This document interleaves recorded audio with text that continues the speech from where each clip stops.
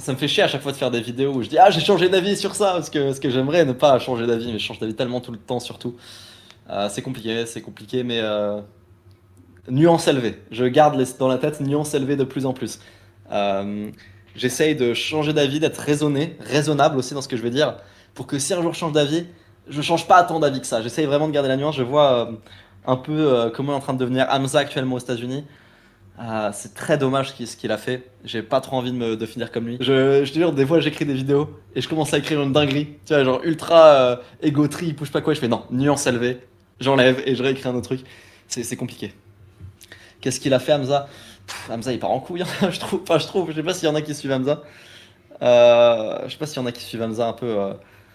Et c'est pas un mauvais gars, c'est vraiment un bon gars, mais le contenu qu'il fait, c'est no brain, j'ai l'impression. Il y a pas de stratégie derrière. Euh, je trouve pas, il a viré Red Pill. Bah, il a toujours été un peu Red Pill. On va dire que c'est l'aile gauche de la Red Pill américaine, Hamza. Euh, maintenant, maintenant c'est pas trop ça le problème. C'est plus, faudrait qu'il arrête de tout le temps partir à 180 degrés, si tu veux, mon avis. Il a pris son billet, il s'en fout, ouais, mais c'est pas qu'une sorte de billet, je pense. Enfin, c'est pas que l'argent le but, tu vois. Le but c'est quand même de faire des vidéos qui marchent, d'avoir un bon produit. Quand t'es un youtubeur, c'est quand même le principal, tu vois. Je veux dire,